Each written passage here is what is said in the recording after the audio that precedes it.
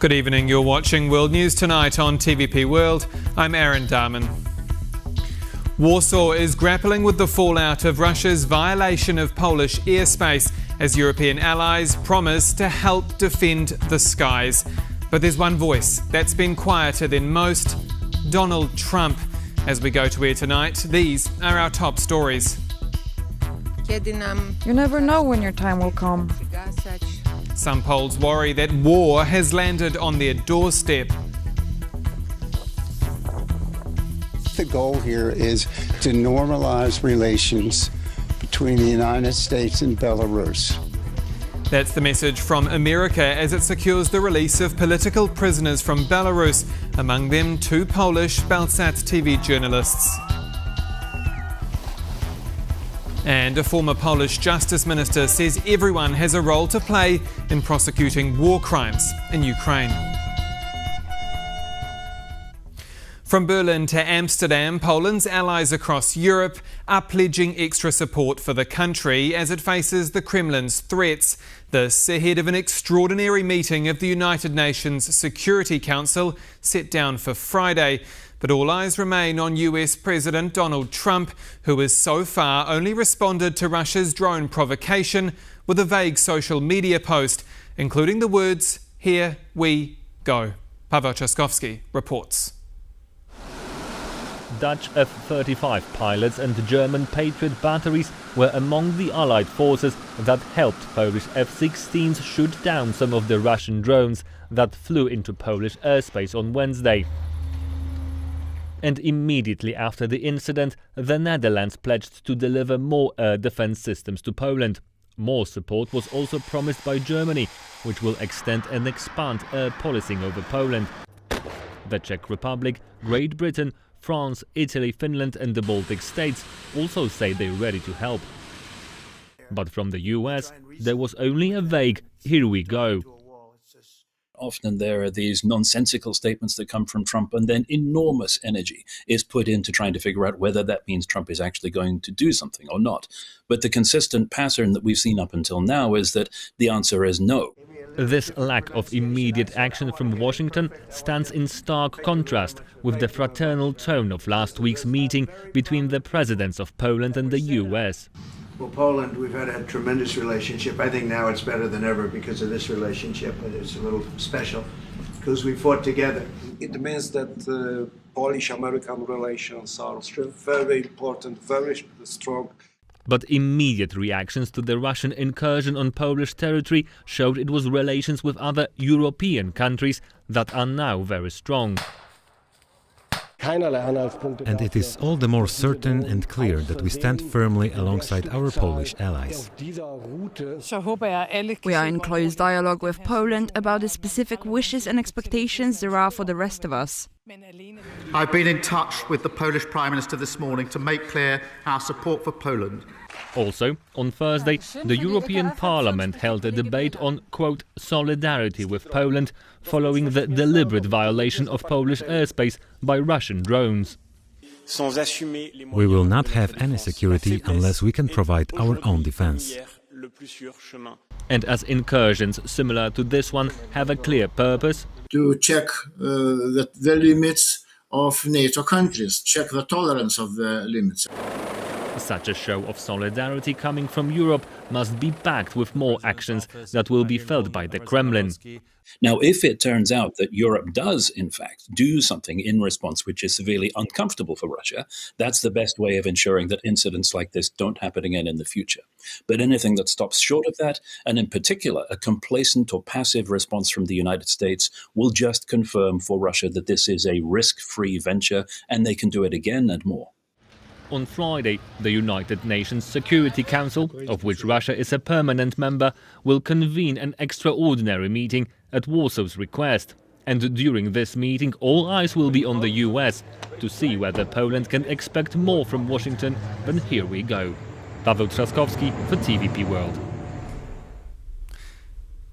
And in eastern Poland, locals directly affected by Moscow's aerial incursion are now dealing with a new reality. Kazimierz Słyszek spoke to some of them. We are at one of many villages in eastern Poland where Russian drones or pieces of drones fell on the night from Tuesday to Wednesday.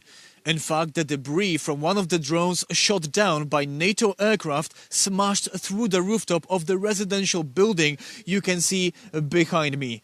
Luckily, the married elderly couple who lives there was on the ground floor when it happened, and they miraculously survived. Suddenly something boomed, the light fell from the ceiling in the downstairs living room. I looked out the window and there were sheets of metal flying from the roof. Nothing is left, there's no wardrobe, no clothes, everything's jumbled together. I'm lost for words, it's just a pile of rubble. And even though they were lucky to survive and come out of this unscathed, you can clearly see that the pieces of the drone ripped off the entire roof from their home. You may also see it is heavily raining right now, and with winter fast approaching, it is a great tragedy for the elderly couple. And not only for them, but also for the neighbors, the residents of these villages. For them, it feels like war is on their doorstep. Now I don't feel safe anymore, and the worst part is there's nowhere to hide here. And that's not all. The situation is also affecting, an example, the tourist industry in the area.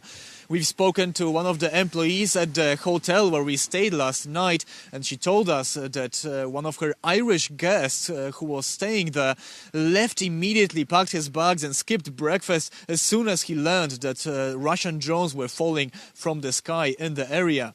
And not only that, all of the limitations introduced by the military in the area and the proximity to the war in Ukraine is also affecting the real estate market. For properties closer to the Ukrainian border, I expect it will take much longer to sell them. The main reason is fear and concern of being so close to areas where such terrible events are taking place.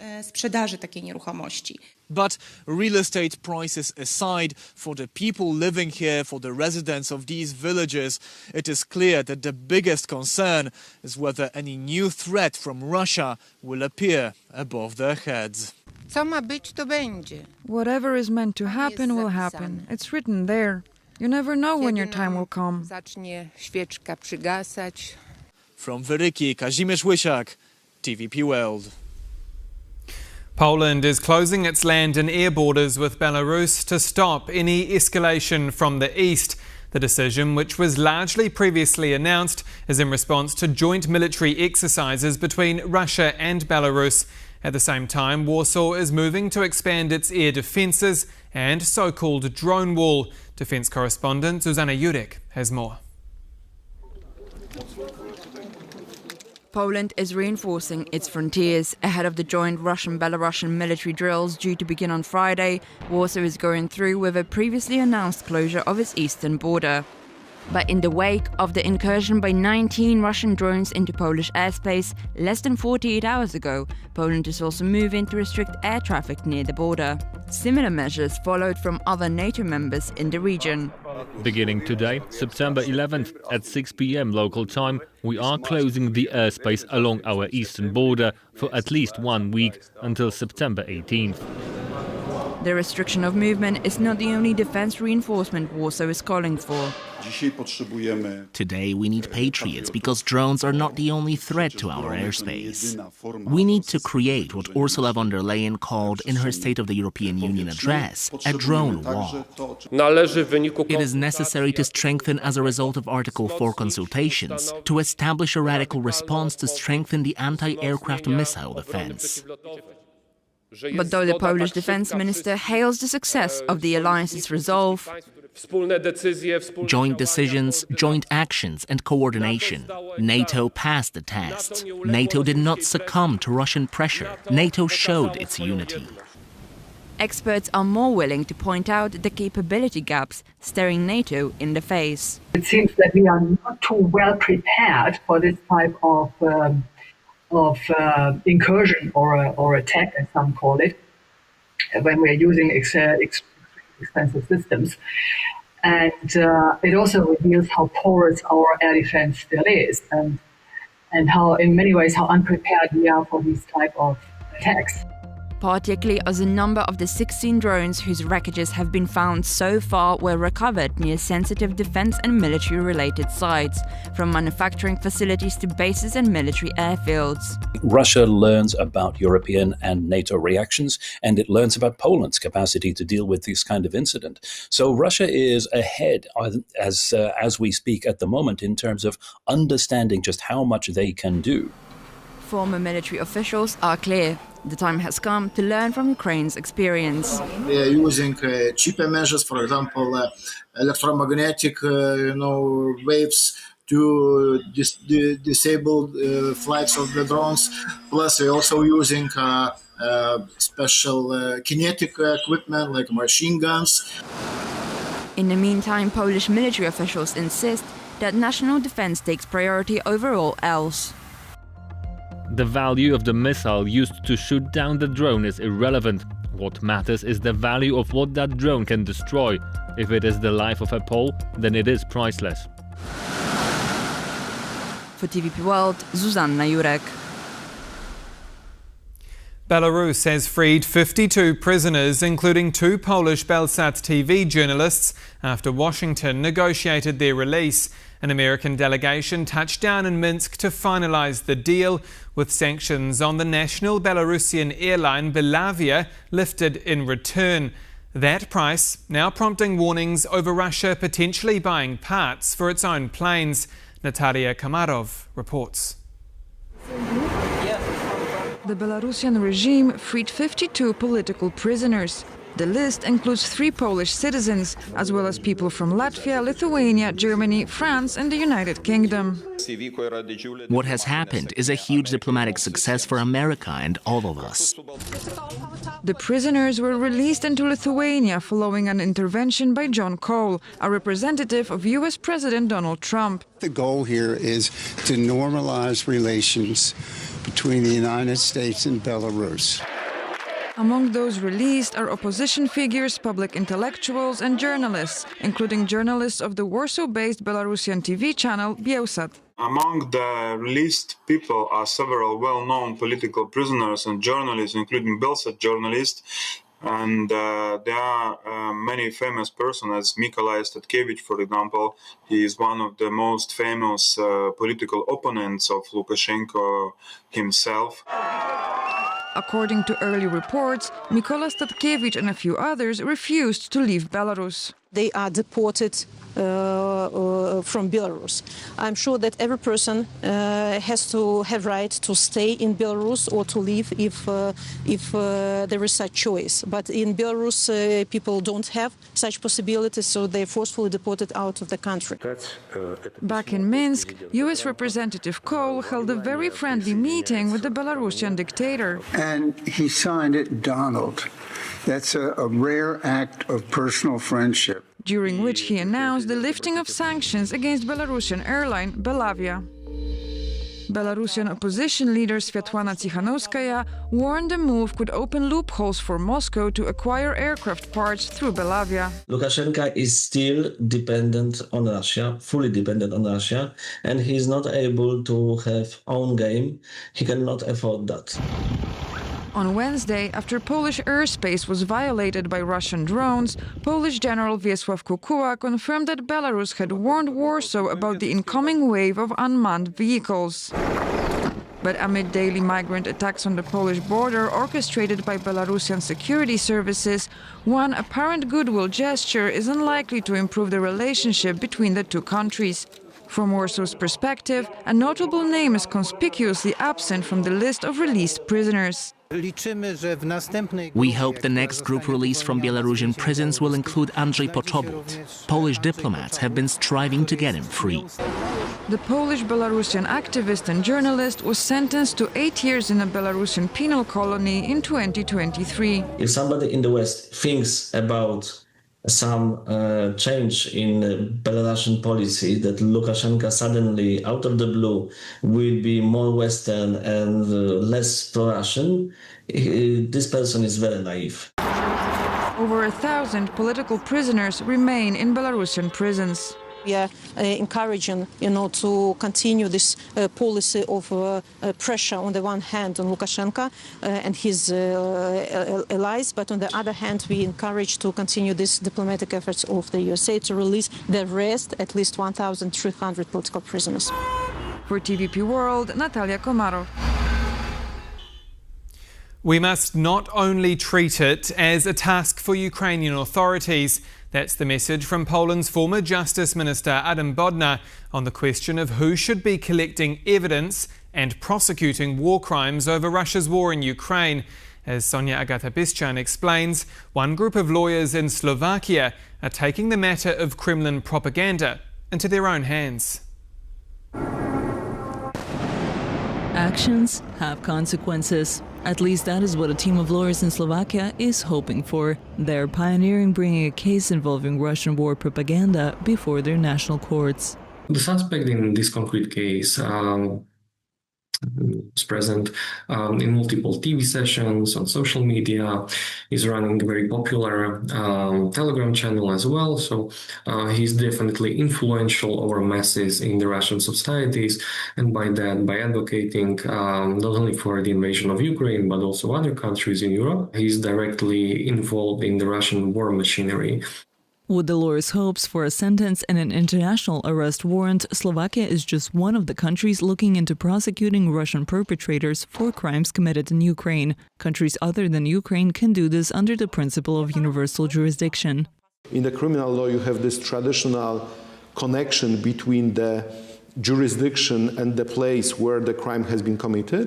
In the case of universal jurisdiction, you say the place does not matter. What matters here is the gravity of the crime. Universal jurisdiction is a concept that basically refers to the obligation and the possibility of, in principle, every state in the world, every country, to investigate and prosecute the most serious crimes. The only thing that matters is that the crimes are so serious that everybody around the world has the responsibility to address them. The International Criminal Court is also looking into Russian crimes and has even issued an arrest warrant after Russian President Vladimir Putin himself. But legal experts say there is a role for national courts to play, especially since the ICC focuses on the highest level of perpetrators.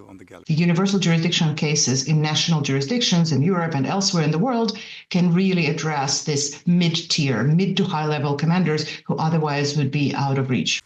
Beyond that, having third countries investigate and prosecute Russian crimes committed in Ukraine can help relieve Ukrainian prosecutors. Poland is also involved in documenting Russian war crimes. We should not treat it just as a task for Ukrainian prosecutors or Ukrainian authorities. I think it is important that countries that cooperate with each other and that they are at least helping Ukraine in collecting evidence of war crimes. So this is about burden sharing. This is about providing more opportunities for victims to seek redress and pursue justice for crimes they have suffered. And this is the main thing, right? For TVP World, I'm Sonia Agata-Biszczan. We return now to our top stories. Russia's drone violation of Poland's airspace, what Washington will do next, and the release of Belarusian political prisoners. And joining me in the studio is Ian Brzezinski, Senior Fellow at the Atlantic Council. Good evening, sir. Pleasure to be here. So last time we spoke, we were in Washington.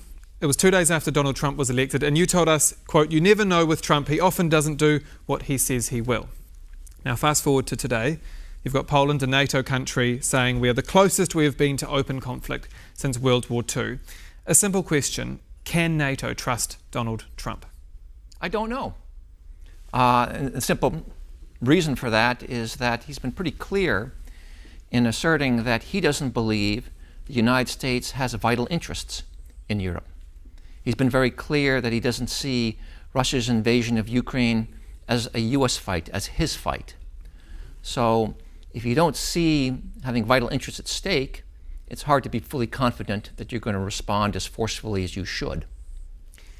Does Poland and Europe have reason to believe in America's support? We look at the last 48 hours and we've basically just heard a social media message from President Trump in which it's cryptic, vague, he says, here we go, but there's been no really formal response from the White House. Yeah, it's disturbing.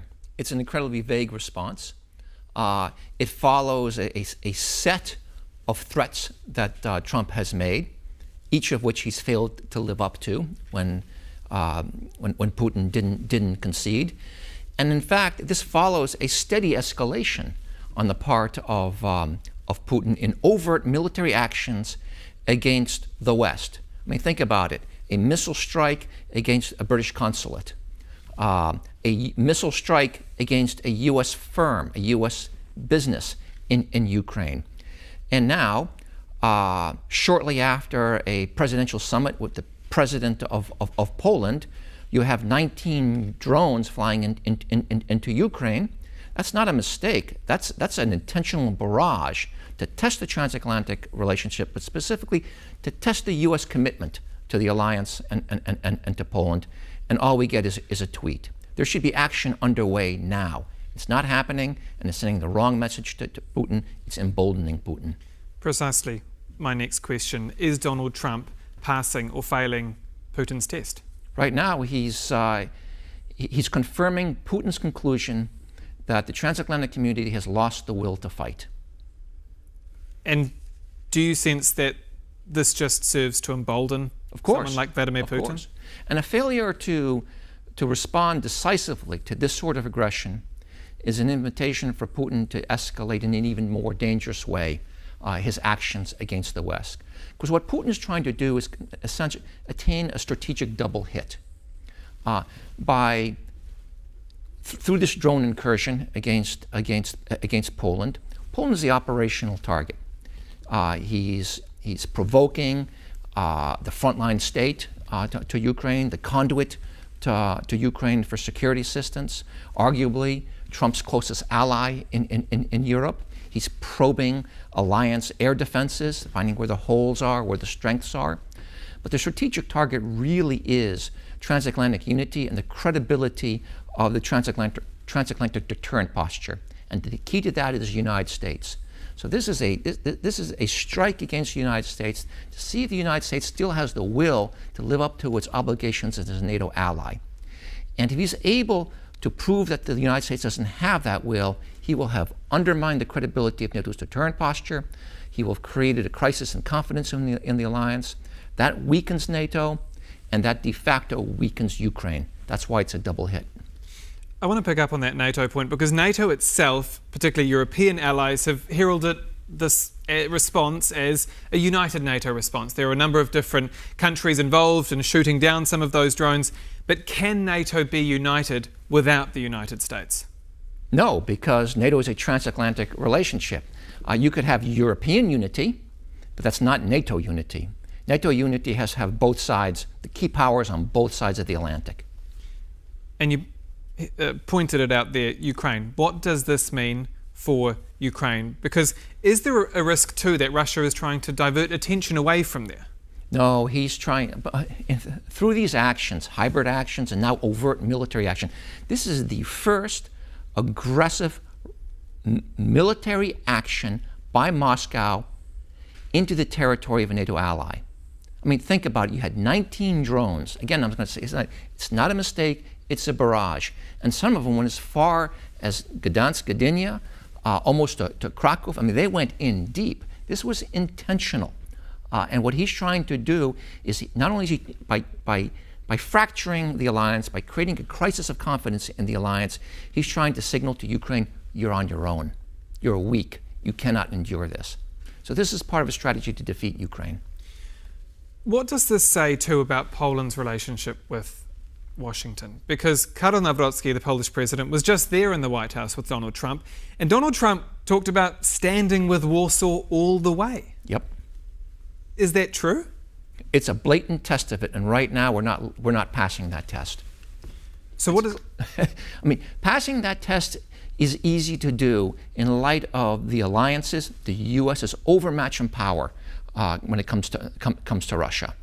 I mean, it would take a snap of a finger. It would take a little leadership from President Trump to all of a sudden get the transatlantic community to impose massive, body-slamming economic sanctions to shut down Russia's war economy, its ability to economically sustain this invasion of Ukraine. The Europeans are cocked up and ready to do that. They're just looking for the United States. It wouldn't take much for the United States to lead an effort to reinforce the eastern frontier of NATO, including Poland and the Baltics. We could move forces from Germany into Poland. We should be moving a brigade in right now with offensive and defensive capability. You would have the Germans, the French, and others follow. We ought to be stepping up our security assistance to Ukraine. Trump, in a heartbeat, could immediately transfer weapons to Ukraine paid for by the United States, which would be a profound reversal of his own policies, a reversal that would resonate across the Kremlin. We ought to be stepping up our information operations against Putin. I mean, think just about weaponizing the power of the truth to let the Russian people know what Putin's doing to their soldiers, the atrocities they're committing in Ukraine, the corruption of his regime. That would be kind of the muscle movement that's long overdue to convince Putin that correlations of forces before him have changed and that he can't win this war, and even more so, the territorial gains he's made would be put at risk. Then all of a sudden you'll see Putin coming to the negotiating table. He'll be the one asking for the ceasefire. We just have to demonstrate the political will to take those steps. You mentioned sanctions, brings me to a comment Vice President J.D. Vance made this week. He said, quote, "Trump doesn't see any reason why we should economically isolate Russia except for the continuation of the conflict." Much has been made of that. Does that concern you? Yeah. I mean, think about it. You know, you asked in the beginning, why isn't Trump doing more? Why is he hesitating? Well, one, he doesn't see vital interests at stake, at play in this war in Europe, which is very different from all past presidents. And then second, he continues to harbor hopes that he can have a sort of a reset with Russia for two goals: to access Russian oil, natural resources, critical minerals, and a naive hope that he can pull Russia away from China. It's strategically naive, it's short-sighted, because Europe continues today to be America's, the United States, most important set of allies. It's where our most important trading relationship is. It's where our most important economic relationship is. It's where our most committed and militarily capable allies are. This is the region in the world that works with the United States to protect shared interests globally. To trade that off for a relationship with Putin, well, that would be an economic setback. That would be a military setback. It would be a moral setback. It would be a shattering of our moral credibility.